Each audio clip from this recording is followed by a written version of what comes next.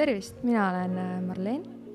Ma olen Karmen ja me oleme majandusteaduskonna teise kursuse tudengid ja tahame teile täna rääkida oma heategevuslikust üritusest, mida me siis Deltas korraldasime. Räägi siis, Marleen, mida me tegime?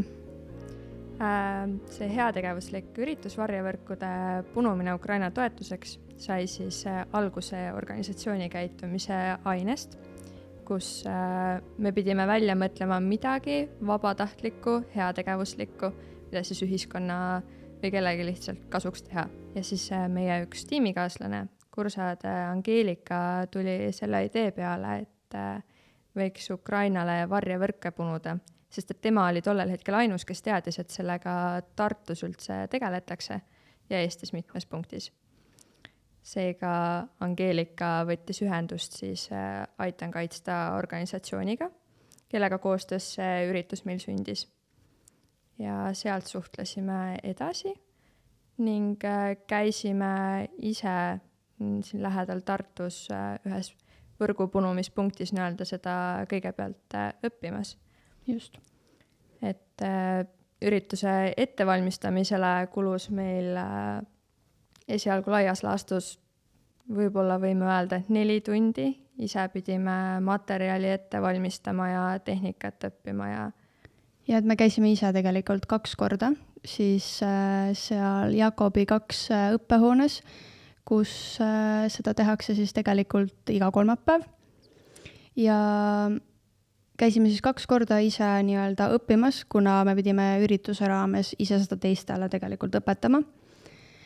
Ehk siis õppisime enne, kuidas seda üldse teha ja siis päev enne meie üritust käisime siis nii-öelda materjali ette valmistamas meie ürituse jaoks, et hommikul oleks kohe inimestel hea alustada.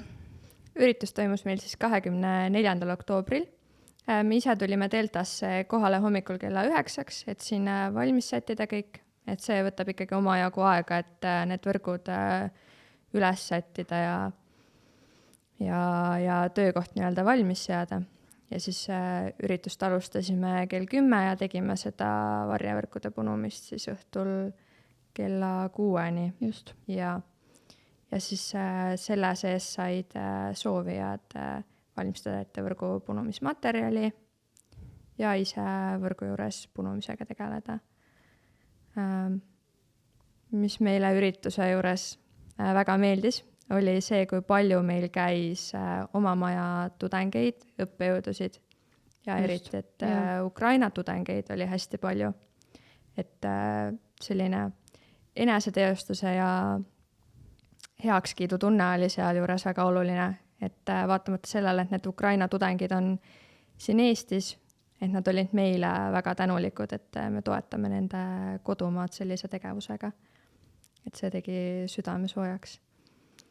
Ja et see oli nagu tõesti, et kuidas inimestelt tuli see tagasiside, et nagu vau, et see on nagu nii äge asi, et me alguses ise nagu isegi ei mõelnud selle peale, kui suureks asi tegelikult minna võib.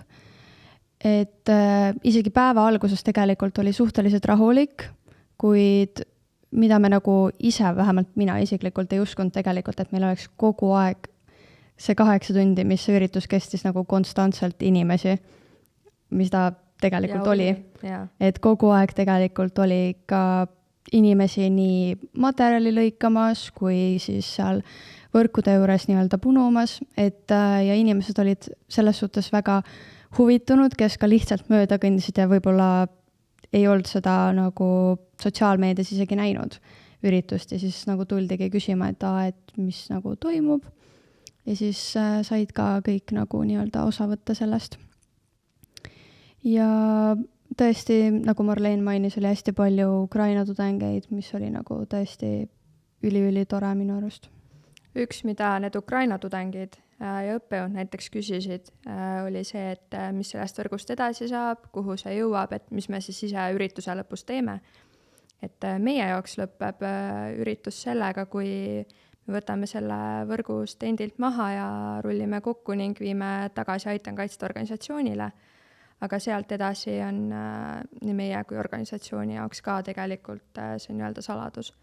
Et me teame, et organisatsioon on võib-olla saanud sealt 1 või 2 pilti sellest, kuidas see võrk on jõudnud Ukrainasse, aga seal samamoodi on see pilt siis tulnud udutatud näoga, udutatud taustaga, et ikkagi rindelt nagu igasugust infot välja ei saadeta ja nende võrkude kohta samamoodi. Et tore on see, et me teame, et neid võrke tellitakse, et punumisel nii-öelda madal hooaega ei ole, aga see, et kuidas need käigus on seal, sellest nagu me ei tea. Jah, et nii-öelda otseselt ei saadeta, et kuidas või kus siis nagu kasutatakse neid võrke, mis sinna lõpuks jõuavad, aga võib kindel olla, et need võrgud selles suhtes ikkagi jõuavad kindlasti Ukrainasse ja neid tehaksegi tellimuste järgi suuruste erinevate värvide, erinevate toonidega, et mida siis nii-öelda on vaja katta. Ja meie võrk, me täiesti valmis ei saanud seda ürituse jooksul, kuid väga vähe jäi tegelikult puudu, mis oli juba isegi hästi, et me saime umbes 50 ruutmeetrit siis võrku tegelikult punutud terve päeva jooksul, mis on väga hea tulemus tegelikult, et 1 päevaga nii palju sai seda tehtud. Ja meie punusime võrku siis metsasteppi üleminekuks. Tegelikult tehakse neid võrke ka nii metsaalale, vaid nii stepialale kui ka lumisele ja lumisele alale.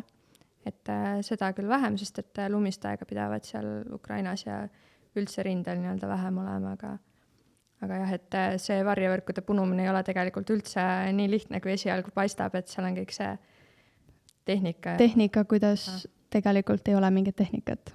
Ja. Et ega mingit mustrit ja sükest kindlat asja ei tohi teha, et muidu seda jääb kohe nii-öelda taevast igasugustele asjadele näha, kui on mingi kindel muster sellel võrgul.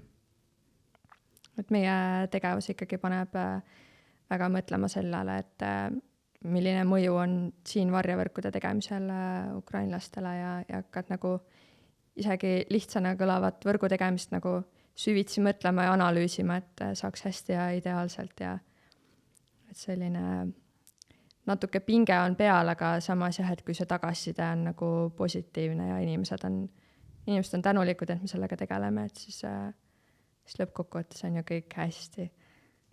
Tegelikult see organisatsioon ka, Aitan kaitsta, oli nagu väga avatud minu arust, et kohe esimesele kirjale, kus me siis pakkusime neile, et meil on siuke mõte, et tahaks Deltas korraldada. Nad olid kohe väga vastutulelikud ja kohe, et muidugi, andke minna. Ja siis meie nii-öelda juhendaja või mentor käis siis ka Deltas ise päeva jooksul meid vaatamas ja juhendamas natuke, et võib-olla kuidas paremini panna või sättida, aga mingisugust halba tagasisidet kindlasti ei saanud, et saime, et kõik läks hästi ja saime hästi hakkama. Jah, et selline hea tegemine on mõnus ja mul on äärmiselt hea meel, et organisatsiooni käitumise kui siis justkui ainult õppeainest kasvab välja mingi selline suurema mõjuteguriga üritus ja inimesed jäävad rahule ja et hea. Kogu üritus andis mulle isiklikult siis sellise väga hea kogemuse, kuidas selline heategevusliku ürituse korraldamine üldse käib. See tunne, mis see tegelikult tekitas, see hea tegemine nii-öelda, oli nagu väga tore, kuidas sulle see üritus siis lõpliku tunde jättis. Ja mina arvan, et mina sellise heategevuse või kas või ka varjevõrkude punumisega tahaksin edasi tegeleda, sellega võimalusel kuhugi kaugemale minna, sest et ilmselgelt need heategevusorganisatsioonid on väga vastuvõtlikud kõikide inimeste suhtes, kes on huvitatud nende tegevusest ja et abikäijad on alati teretulnud. Ja et mina kindlasti jätkan heategevuslike tegevuste tegemisega. et ma loodan, et see mõte jõuab rohkemate inimesteni ja et võiks kedagi inspireerida ka niisama head tegema. jah, et tegelikult on hästi palju selliseid tegevusi, nagu kas või ongi see varjevõrkude punumine, et saab kas või iga kolmapäev käia siin Tartus punumas ja head tegemas. Aga meie täname kuulamast sellega. Ja nägemist! Tšau!